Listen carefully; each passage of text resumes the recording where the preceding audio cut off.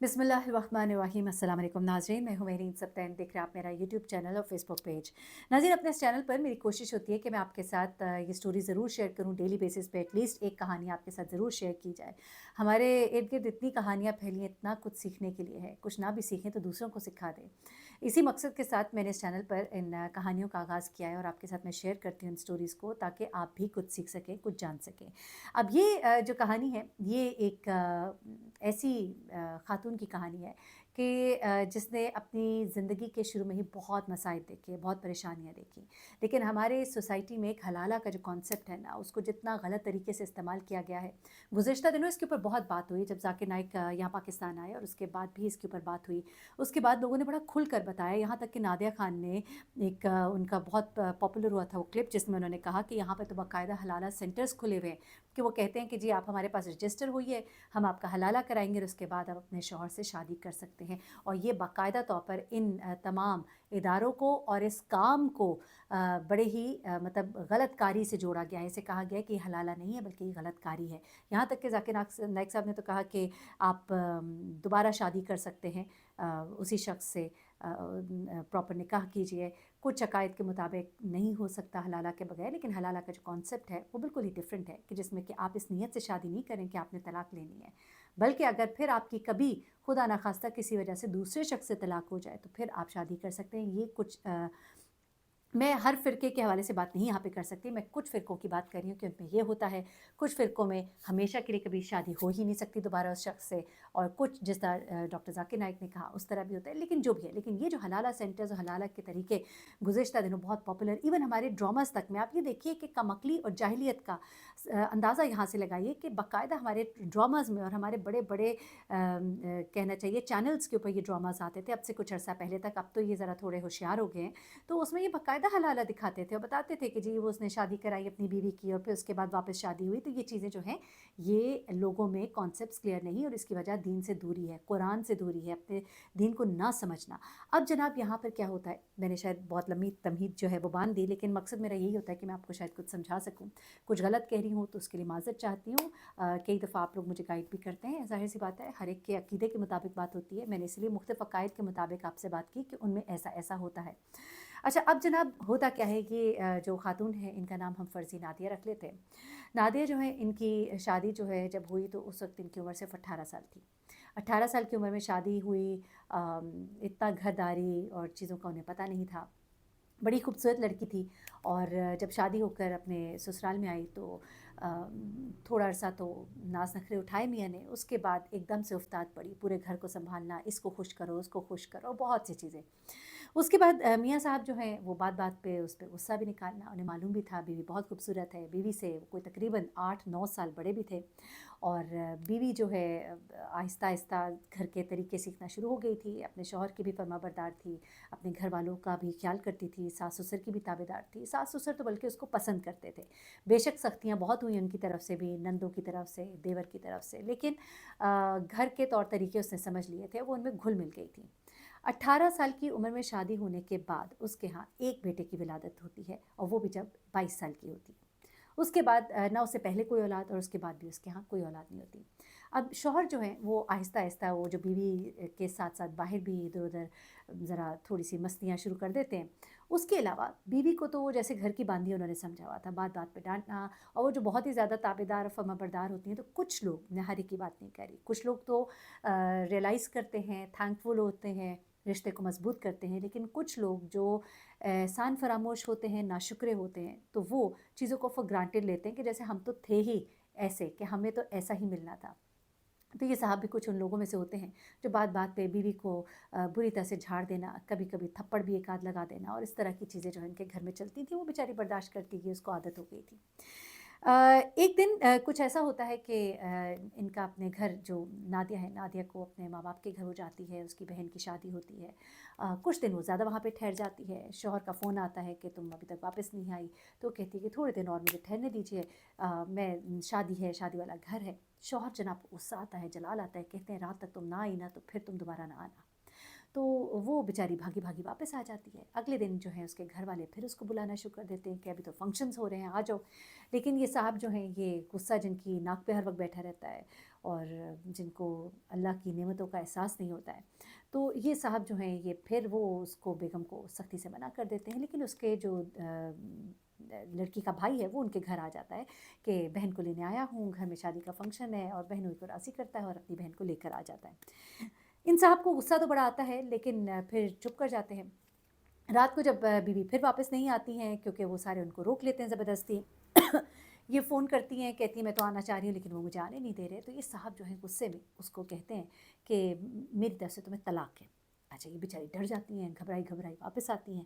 اچھا، اب ان کے وہی جو عقیدے اور وہ جو طریقے تھے جو آج سے کچھ سالوں پہلے تک تھا کہ بس 3 دفعہ کہہ دیا تو بس ہو گیا، صاحب نے غصے میں 3 دفعہ کہہ دیا تھا، لیکن یہ بیچاری پھر بھی واپس آ گئی، لیکن انہوں نے آگے سے کہا کہ اب تو تم مجھ پر ہو گئی حرام۔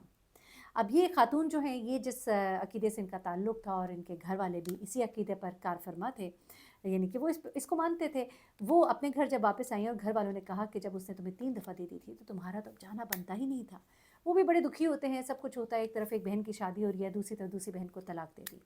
اب یہ صاحب جو ہیں ان کو تھوڑا سا جب غصہ اترتا ہے اور گھر والے جب ان کو لان تان کرتے ہیں تو یہ کہتے ہیں تو بڑا غلط ہو گیا، یہ تو مطلب میں نے یہ کیا کر دیا، اپنا گھر ہی برباد کر دیا۔ اب ان کے جو بزرگ ہوتے ہیں یا جو بھی جن سے یہ صلاح مشورہ کرتے ہیں وہ بھی ان کو یہی کہتے ہیں کہ شریعت کے مطابق تو تمہاری طلاق ہوگی اور اب حلالہ کے بغیر جو ہے یہ چیز ممکن نہیں ہے۔ ابھی خاتون جو ہے اس کا دل بہت خراب ہو گیا تھا، یہ بہت روئی دھوئی، اور اس کے بعد اس نے قسمت کا سمجھ کر اس چیز کو ایکسیپٹ کر لیا۔ گھر والوں نے کہا، اچھا اس کے جو گھر والے تھے اچھے اسٹرانگ تھے، فیملی نے کہا ہم تمہارے بچے کو پالیں گے، کوئی پریشانی کی بات نہیں ہے۔ اب یہاں پہ یہ صاحب جو ہیں یہ انہوں نے اپنی بیوی کو پیغام بھیجوایا کہ حلالے کے لیے ہم کچھ کرتے ہیں ٹرائی، لیکن یہ بات سن کر اسے بڑی نفرت محسوس ہوئی۔ اسے اپنے شوہر سے کہا کہ جو ایکس شوہر تھا اسے کہا کہ مجھے آپ دوبارہ فون نہیں کریں گے اور میری اب آپ سے بات کرنے کی کوئی شریعت میں گنجائش نہیں ہے، اور ان کے گھر والوں نے بھی اس بات سے صاف انکار کر دیا کہ تمہیں شرم نہیں آتی کہ تم نے اتنی شرمناک بات جو ہے وہ کی ہے کہ حلالہ کو عام گھروں میں اچھا نہیں سمجھا جاتا، ظاہر سی بات ہے، بہت ہی کوئی مجبوری ہو، ایک ہی بچہ تھا ان کا اور ان کے گھر والوں نے کہا کہ ہم پہ وہ بھاری نہیں، ہمیں تو معلوم ہی نہیں تھا وہ بیچاری تمہارے گھر کیا کچھ برداشت کرتی رہی، لیکن اب بس بہت ہو گیا۔